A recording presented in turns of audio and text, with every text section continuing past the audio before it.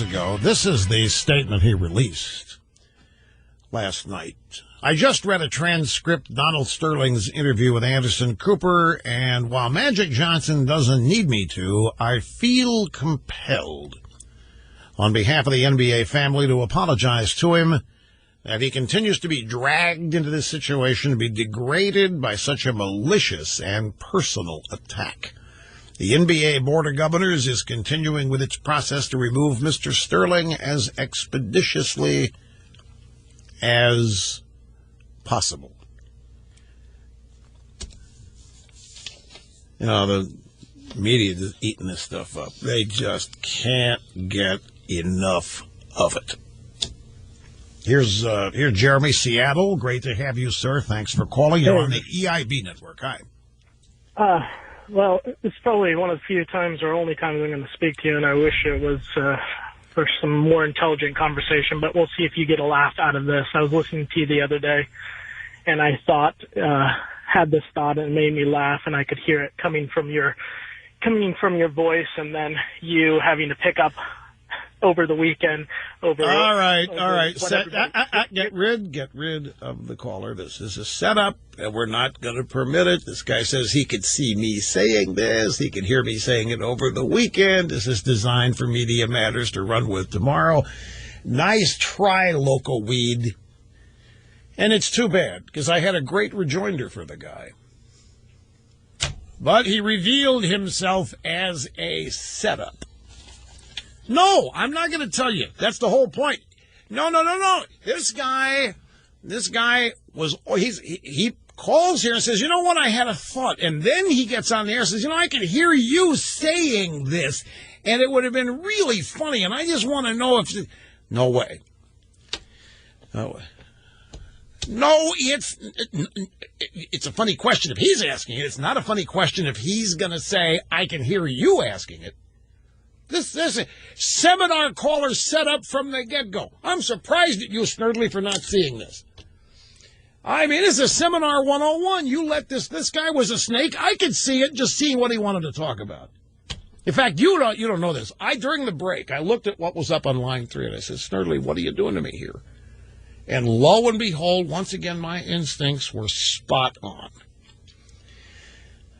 No, I don't. I'm sorry, they're not going to know. I'm not going to tell him what the guy was going to ask and what he said he could just hilariously hear me saying. No way, not going to go there. It's just like I opened the program apologizing for what I said yesterday. That's just to get Media Matters going back through the transcripts. I didn't say anything, but I figured if I apologized for what I said, they'd go through there and try to, he's apologizing. What did he say? I didn't say anything. I'll just tell the last call was about Michael Sam and the NFL. I mean, it had setup written all over it, and I've been there to look.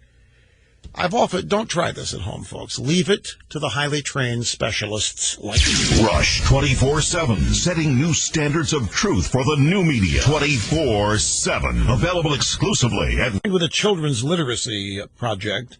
And it was really, what a great evening. It was a wonderful event, and I had, honestly, I'm sure you understand, no expectation of winning this thing.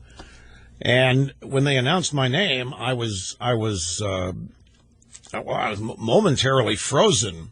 There, we were sitting in the front row with a couple people from Steinman und Schuster, the well-known publishing house, Mitchell Ivers. And Jean Ann Rose, they were there with us, and it was just a really, really nice event. And I have to say, there were so many immigrants that came up to me before the event started, where everybody was being seated, and during the event, and were telling me what coming to America meant to them. One of them was the photographer, one of the official photographers for the event. There were just a lot of people that were working the event that came up and wanted me to understand how much America had meant to them. And it was really great. Now, we've got at rushlimbaugh.com and over at our Facebook page, we have posted the video of my acceptance remarks. They gave every award winner 2 minutes. It's an event, it's a children's book event, and it's really a funny story. It's scheduled to run from 6 to 8 p.m., basically. They do dinner at 6:15, and then at 7 to 7:15, everybody's supposed to be seated. Well, we landed right at 6 o'clock.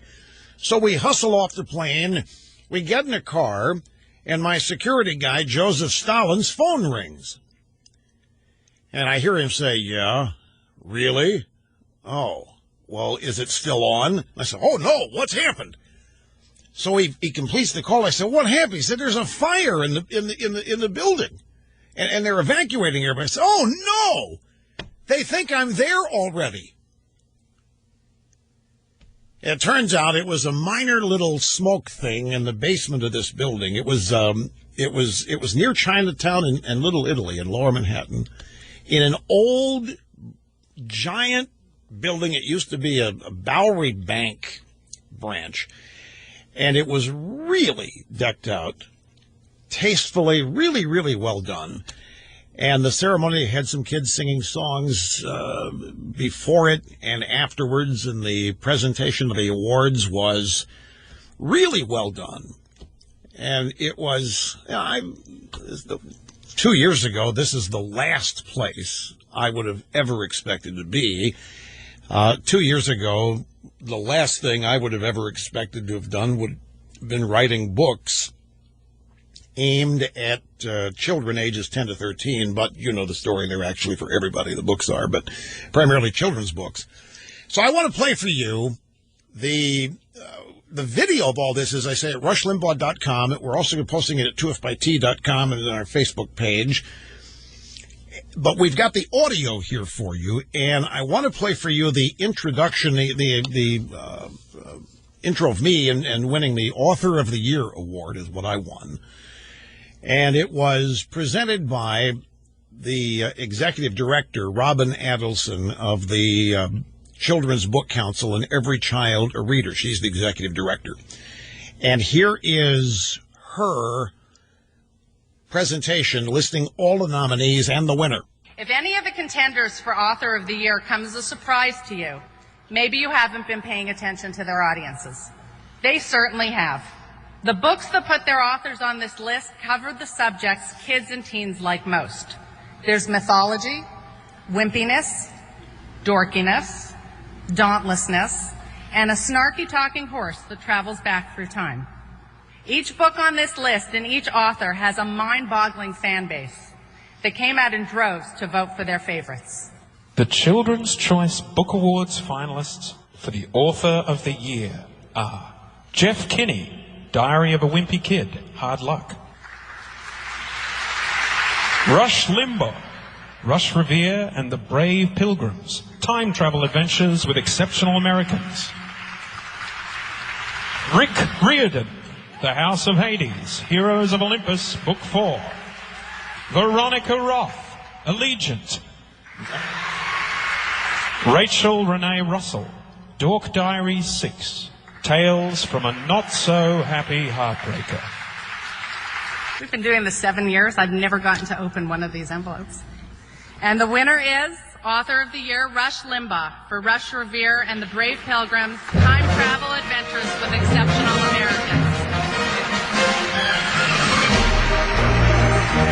Yes, folks, you're hearing correct. You're hearing applause there. So I stood up. I'm in the front row. I stood up. I'm looking at everybody, and I'm sort of in disbelief. So I paused for a couple of pictures. Photographer, the immigrant, who just it must have told me 3 or 4 times just how proud he was to come to America and how much it had meant to him coming here. And I finally posed for him for a couple of times. I made my way to the stage, and they'd given us 2 minutes. They asked everybody to keep it to 2 minutes, and I am a highly trained professional in these matters. I came in at 2:10, folks. 2 minutes and 10 seconds, and here it is. This is unexpected, but it's a thrill. On behalf of Rush Revere and his Talking Horse Liberty, Time Traveling, I want to thank all the children who voted and who've read the books. And I have to tell you how they came about. The late Vince Flynn, noted thriller author, had been after me to write another book I'd written two previously way back in the early 90s. And it was one of those things I said, Vance, I've done that.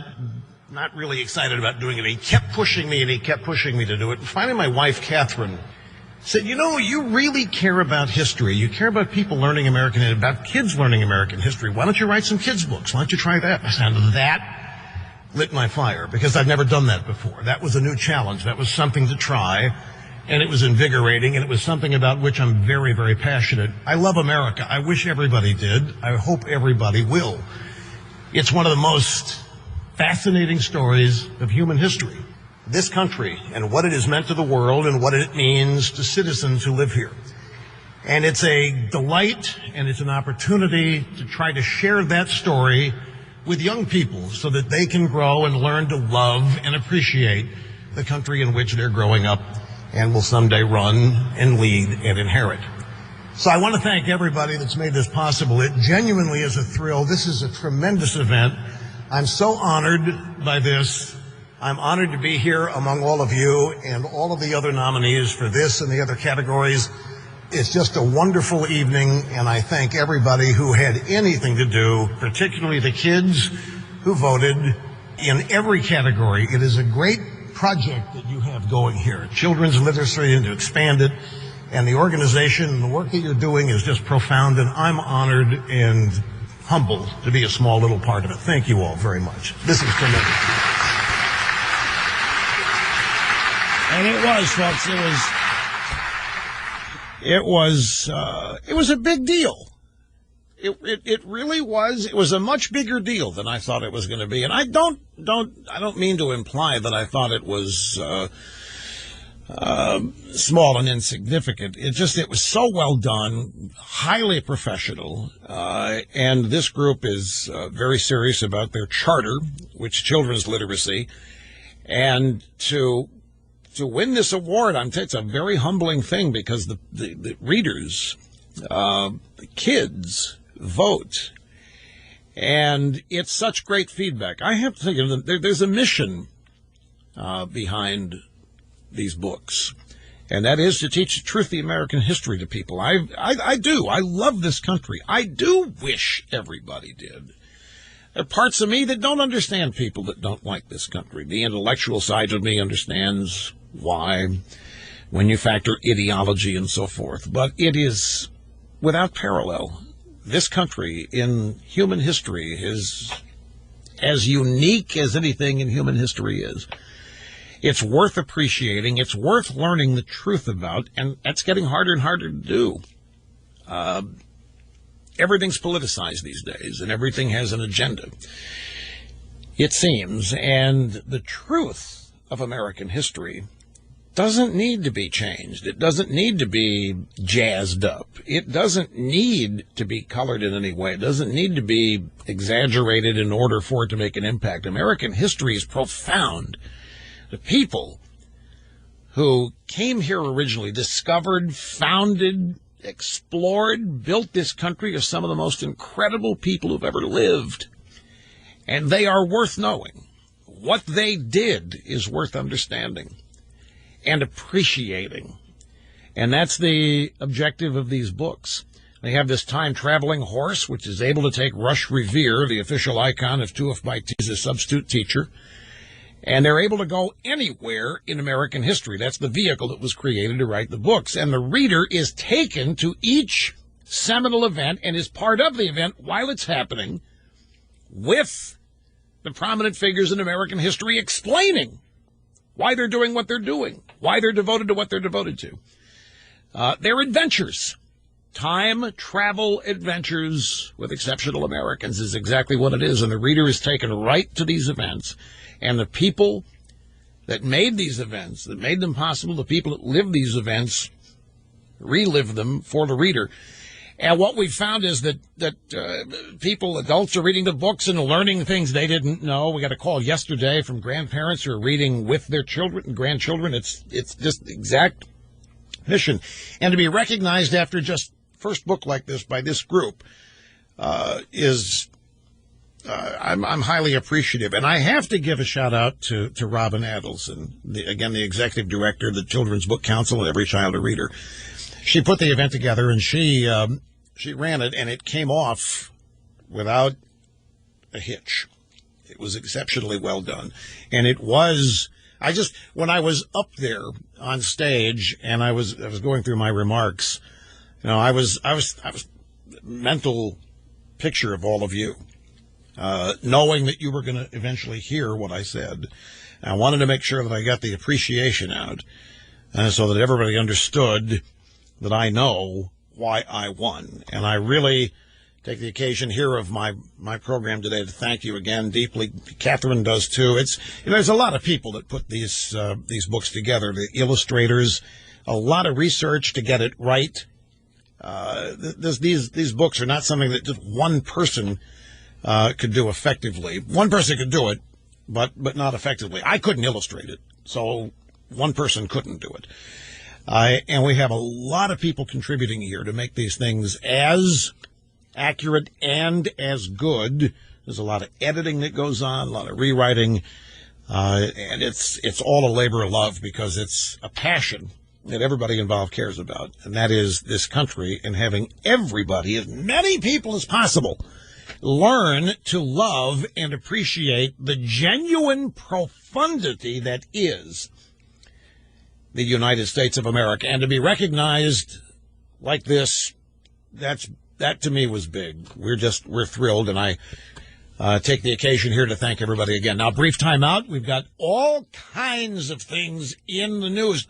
Miami Dolphins player Don Jones, who tweeted horrible after the kiss on TV between Michael Sam and his boyfriend Vito, has been sent to sensitivity training. The Dolphins, let's see, did they fine him? Yeah, Don Jones, he tweeted, "Oh my God, OMG," and thought the whole thing was horrible. Yeah, he was fined and suspended from all team activities until he completes educational training. He is going to re-education camp sensitivity. This is creepy. This is just creepy stuff. That's creepier than, some people found the kiss creepy. I wouldn't. He's too old to go to re-education. You can't send Sterling away. They got to keep Sterling on TV as often as they can. They're not going to send Sterling to re-education camp. He's 81. It's too late to resensitize him. He's useful as one of these buffoons on TV every day. But the Dolphins player has been sent to re-education camp. That's creepy. That is creepy stuff to me. And by the way, we found out, ladies and gentlemen, get this. Oprah, her network is called OWN, O-W-N. She's made a reality TV deal with Michael Sam and his boyfriend, and the cameras, they were already rolling on the reality show that's going to be of Michael Sam and his boyfriend. So the cameras were rolling. That means, my theory on cameras. I have to take a break. I just see the clock. I'll give you my theory on cameras. You probably remember when we get back. Winner of Author of the Year from the Children's Book Council, Rush Limbaugh, on the EIB. Pollution. Now, my theory of cameras is that they change what otherwise would normally happen if they weren't there. You go to any street corner, go to any person's house, go anywhere. You put a camera, a single camera, and you forever change what otherwise would happen. If everybody knows the camera's there, they immediately start playing to it, immediately get self-conscious, immediately start thinking about how they're going to look. How do they look? How do they sound? What should not say? Don't doubt me on this. It takes a long time to forget that a camera is someplace. That's why, reality shows are not real. The only difference, I've been on them, folks, the only difference in a reality show and any other TV show is that the writers for reality shows are not union. I've been on a reality show where there were 5 and 6 takes of an event. I said, wait a minute, I thought this was a reality. Well, it is. Well, then why did what just happened not work? Well, it could be done better. I thought it was a reality show. Well, it is. Well, no, it's not. If we're having to redo it, and they get all flustered. So my point is that we were told that everything that happened when Michael Sam's draft pick was announced was spontaneous. It couldn't have been because there were cameras there. Oprah's reality show cameras were rolling, and so they had already thought. People, not just Sam and his boyfriend, everybody there had thought about what they were going to do. Whether they wanted to or not, you can't help it, is my point. It's not charging anything conspiratorial here. And it's why, if I may be so bold, it's why there really is no such thing as a reality show. There's no such thing as reality TV. The only way, the closest that you ever got to real reality TV was a candid camera, where nobody knows the camera is there. You've seen this. I'm sure you've seen it, even when it's not professional. When somebody starts videoing a family gathering, there's acting involved. Everybody starts behaving in ways they wouldn't otherwise behave. So Oprah's cameras being there, the only point is that it was not totally spontaneous. I don't care what it was. It's not the point. But it's just they were not being upfront. Now, Snerdley asked me what goes on at re-education camp. Sensitivity training. How do I know? I've never been sent. As long as I'm here, it doesn't matter where here is. The lie has been established on the IRS Tea Party scandal. New IRS emails describe Washington direction of the targeting of the Tea Party efforts. This is in the Washington Examiner, but it's everywhere now. Because Judicial Watch obtained some documents that illustrate active direction from the Washington office of the IRS in targeting Tea Party and other conservative nonprofit applicants during the 2010 and 2012 campaigns. The emails obtained by the Freedom of Information Act, a request for that. Maybe these House committees ought to go that route rather than demanding the regime submit documents. Just go the Freedom of Information Act route. So here's what we know now. The two rogue agents in the Cincinnati office who were acting on their own was a lie. Just like a video nobody saw was responsible for the Benghazi attack was a lie. Just like you can keep your doctor and your health insurance policy if you like them was a lie. Just like Dingy Harry saying that Mitt Romney was a tax cheat was a lie. Somebody needs to seriously examine Harry Reid. This man has got Koch brother-itis. I don't know what else you would call it. Dingy Harry has now suggested a constitutional amendment to limit the Koch brothers' influence. I mean, he's over the edge now on this. I mean, they're trying to use the Koch brothers as the personification of the 1%. The personification, he just said the other day, last week, that the Koch brothers, are responsible for global warming. He just now stuck in this groove and he won't leave it. And this is a common thing that happens to older people when dementia starts to set in. Dingy Harry said yesterday he would bring a constitutional amendment to the floor granting Congress the ability to set strict new limits on campaign contributions. And he warned that he will force multiple votes if necessary to pass the measure. He rejected concerns from a lot of Democrats that his focus on the Koch brothers has done nothing to help the Democrats. Dingy Harry said to Koch brothers, I'm not walking away from them. I'm going to be on their tail for the whole campaign, because if they think Romney was watched closely by me, that's nothing compared to what it's going to be like with the Koch brothers. They're spending money in state party races. They're going after secretaries of state. They want to do everything they can to suppress voting. They want to do everything they can to go back to that 1980 campaign. And, of course, that's all a lie. Now, I happen to know the Koch brothers. This is, folks, this is not normal. I mean, even for somebody playing a political card here, even for somebody that thinks they're onto a hot political issue. But he's not. This is not working. Other Democrats are right. Nobody knows who the Koch brothers are, and very few people care. The Koch brothers have not done anything to anybody. There's no evidence whatsoever to back, none to back up what Harry Reid is saying about them.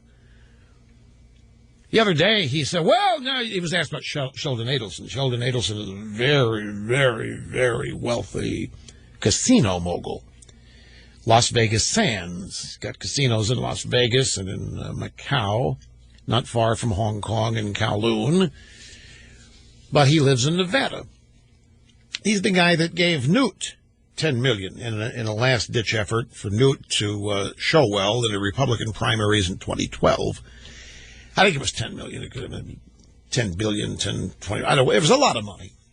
And Dingy Harry was asked about, oh, no, Sheldon, he's okay. No problem with Sheldon. And immediately he said, okay, what has Sheldon done for Dingy Harry? Because there's no difference. Sheldon Adelson would be a bigger target for Dingy Harry than the Koch brothers, just normal, everyday give and take in politics. But I'm telling you, this is border. This is not. If Harry Reid was a relative of yours, you would be having private family discussions about what to do. And I don't know that the Democrats are not doing that. This is not helping them. It isn't productive. It's obsessive. It's manic. It's obsessive compulsive. It's codependent. It's all of those new age highfalutin terms. So Dingy Harry now, despite what we're learning, the IRS targeting the Tea Party, the IRS, the Washington office, there was nothing about this rogue agents in Cincinnati thing that was true. This came, Lois Lerner is hip deep in this stuff. This stuff was going on from the Washington office. Here, in a July 2012 email, Holly Paz, who was then director of the IRS Rulings and Agreement Division, asked an IRS lawyer, Stephen Grodnitsky, to, quote, let Cindy and Sharon know how we've been handling Tea Party applications in the last few months, close quote. Cindy Thomas, the former director of the IRS Exempt Organizations Office in Cincinnati, Shannon Camarillo, the senior manager of the Los Angeles office. And the email conflicts with claims by the regime that the targeting effort was done exclusively by the government workers in Cincinnati. And they've stuck to that throughout all of this, and this just puts the lie to it. So there's that big news, and a lot of people are really all excited about what happened to Jill Abramson yesterday. Jill Abramson, what was she, the managing editor of the New York Times, the first female managing editor of the New York Times, and she was fired. They tried to talk her into going along with the idea that she resigned. They asked her to show up at the meeting with the staff where they announced her replacement, the first African-American managing director, Dean Baquet. But she wouldn't go along with it. She got canned. And she put out a story. You wouldn't believe the stack of stuff just on Jill Abramson today. And if she would have just read her own paper, she might have been able to avoid this. There were stories about what women who want a raise should do, how they should go about it. Don't do it yourself. You'll come across as pushy. Have a lawyer do it for you. Have a third party do it. The New York Times has had story after story of advice for women on how to get a raise. She didn't do anything, according to the news anyway, that her paper had published previously. Her previous editor, she replaced Bill Keller, and she claimed that she found out that he was making more and had a better pension. So she went and she demanded equal pay. Is this not juicy? Here you've got the regime last week or 2 weeks ago on income inequality and this pay gap between men and women. And here's the house organ, the gospel, the Bible of liberalism. The most powerful employee outside ownership in the New York Times claims that she is a victim of pay discrimination. So the Times management got in gear real fast. No. She was not paid significantly less than Keller. Remember, Keller had been here a lot longer than she had been here. And that's why Keller's pension was bigger than hers was. Keller had been here a long, long time. So they kind of swatted that away. I must tell you, I first saw this. I was gathering news, even doing show prep on the flight up to New York to the Children's Book Awards. And I saw a picture accompanying the story, and I thought it was Hillary. And I saw a New York Times managing editor out, and I thought the picture was that they had hired Hillary for the gig. And then I said, no, it's Jill Abramson. I apologize if that offends anybody. I'm just telling you. I thought the picture of Jill Abramson was Hillary when I first glanced at it. Then a little bit more time, I discovered it wasn't Hillary, but I saw why I could think that. Anyway, so it's sort of schadenfreude, isn't it? I hear these people at times leading the charge on these bogus stories of inequality and pay inequity between men and women. And here is the managing editor of the Bible of the American left complaining that she was a victim of pay discrimination because she was a woman. You can't write this stuff. Well, you can't go work for Obama because he does the same thing. Obama pays women less than the New York Times does. Well, she was working for Obama when she was at the Times. That's the point. Everybody at the Times is working for Obama. That's the point.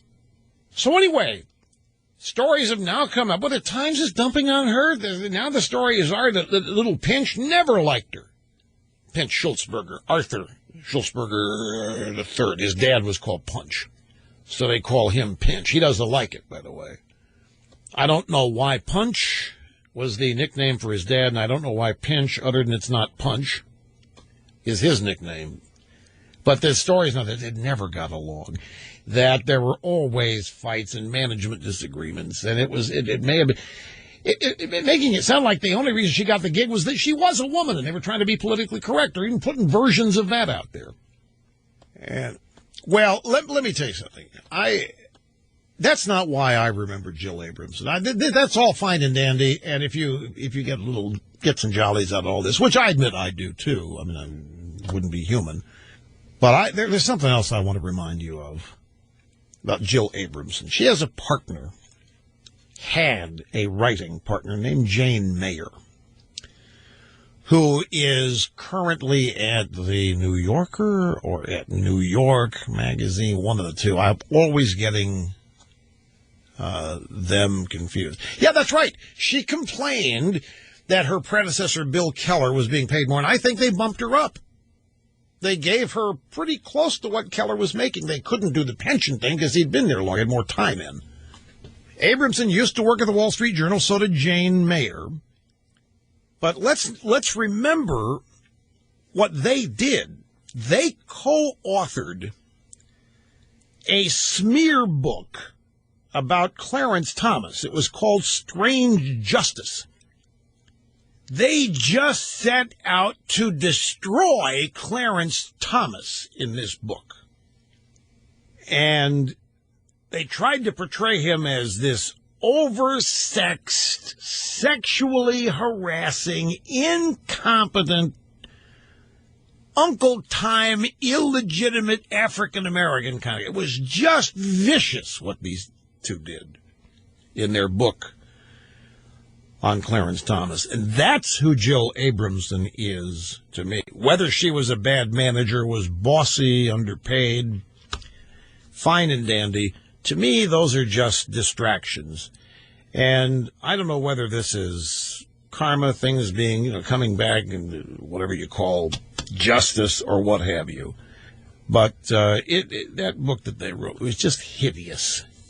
And I've never, ever forgotten that. Rush Limbaugh. I've been resisting this, but I'm being inundated with requests to replay my acceptance speech. So I guess I'll do that now following this. It's just 2 minutes, 10 seconds. They gave us 2-minute limit, and I came in at 2:10. This is unexpected, but it's a thrill. On behalf of Rush Revere and his Talking Horse Liberty time traveling, I want to thank all the children who voted and who've read the books. And I have to tell you how they came about. The late Vince Flynn, noted thriller author, had been after me to write another book I'd written two previously way back in the early 90s. And it was one of those things I said, Vance, I've done that. Not really excited about doing it. He kept pushing me to do it. And finally, my wife, Catherine, said, you really care about history. You care about people learning American history, about kids learning American history. Why don't you write some kids' books? Why don't you try that? I said, that lit my fire because I'd never done that before. That was a new challenge. That was something to try. And it was invigorating, and it was something about which I'm very, very passionate. I love America. I wish everybody did. I hope everybody will. It's one of the most fascinating stories of human history. This country and what it has meant to the world and what it means to citizens who live here.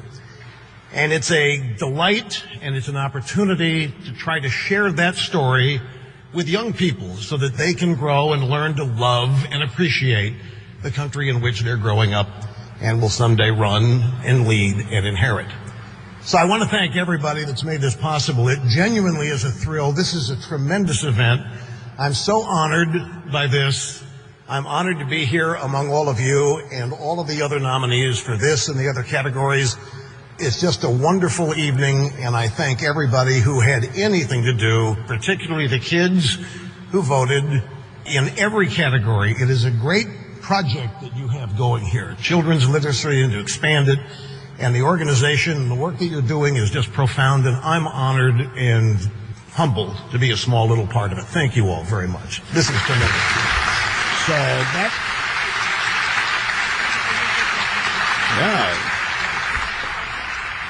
you'll note that Cookie didn't edit the applause. Well, she edited a little bit there, but that was last night in New York City at the Children's Choice Book Awards put on by the Children's Book Council. And I must take a brief time out. Winner of Author of the Year from the Children's Book Council, Rush Limbaugh. On the EIB Network. This is my home. News 95.7 and AM 1290 WHIO. My entire life was on that computer, and it's gone. These words are anyone's worst nightmare. Doesn't matter whether your computer was stolen, damaged, or destroyed. Losing your computer means losing the memories and work you need and treasure. But your files and pictures and data don't have to be lost when your computer is. You can back it up. Protect it all on a service called iDrive. iDrive stores copies of all of your pictures, all of your files, everything valuable in your computer away from your computer. Millions of people now use iDrive to safely store everything they do online. You download iDrive in seconds and then just relax, knowing that your computer is safely backed up. You are protected by iDrive. Go to iDrive.com like we have and enjoy peace of mind, folks. iDrive.com. Get 50% off for a year when you use my name. iDrive.com. My name's Rush, by the way.